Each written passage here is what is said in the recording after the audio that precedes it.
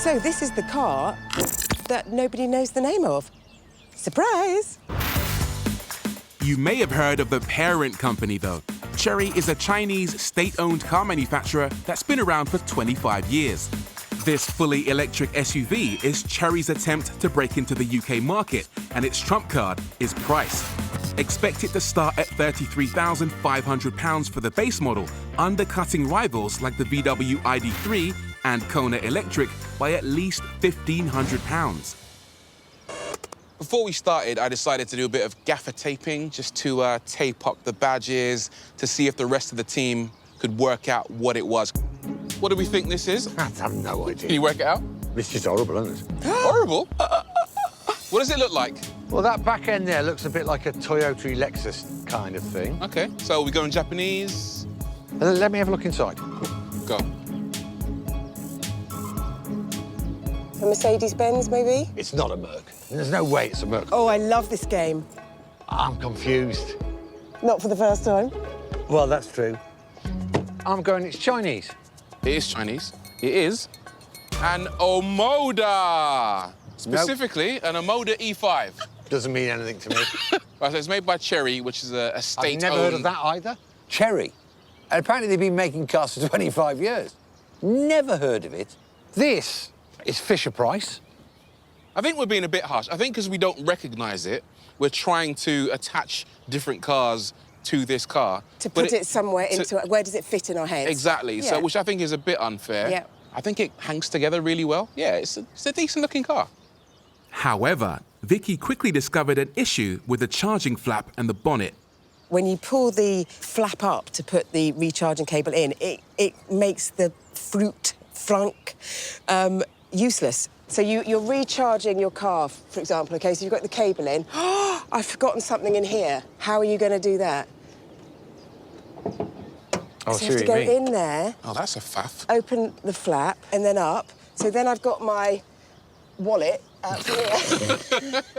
And then, all of a sudden, my kid's talking to me. I'm like, yeah, I'm coming. I'm coming. Mash! Oh! Yeah. So that, for me, is a bit of a design fault. And why is it so flimsy? Look at that. Yeah, I know.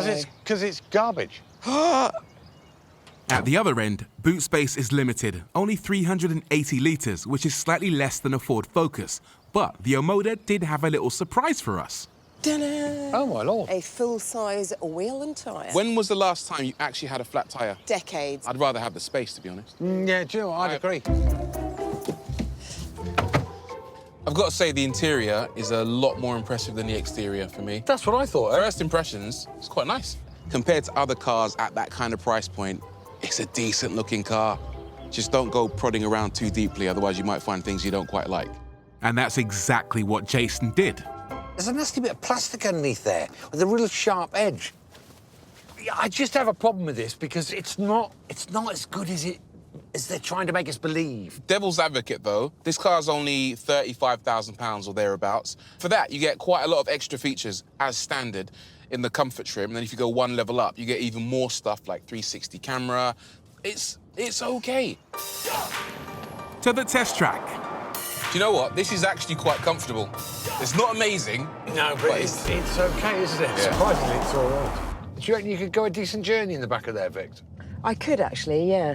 So this will go for about 260-ish miles? That's not too bad. Is that the kind of thing you'd expect from a family car? Is that enough? Yes, pretty much, isn't it? But in the Yeah, real I world, guess so, yeah. I'll knock off 100 miles just for me, the way I drive, with all the gubbins on. Just pulling out your driveway. But the steering's light, the driving position's quite good. So they say in the press release that the car has been honed to perfection over 1 million kilometres of driving. They use the word perfection, do they? They did use the word perfection, over 1 million kilometres, and this particular car has been optimised for UK roads. Okay. So it's pothole resistant then? That's what I'm getting from that, yeah. So far, 60 UK dealers have signed up to add Omoda franchises. So, finding someone to service your E5 shouldn't be a problem. Do you know what? What's the word? Fine. Fine. It's fine. So, scoring this, hold on, I need to refresh myself with the name. A 6. It's fine. Quite tricky, actually, because it looks like a dog's dinner, but drives okay. I'm going to give this car, a slightly better than mediocre 5.5. So I'm going to give it a 5.5 because I think there's loads of room for improvement on the way it looks. Sort that bit out, and it's a quite good little car for 35 grand. This leaves the Omoda E5 with a team test score of 17 out of 30. It's cheap, well-equipped, and when you're sat in the driver's seat, you don't even have to look at it.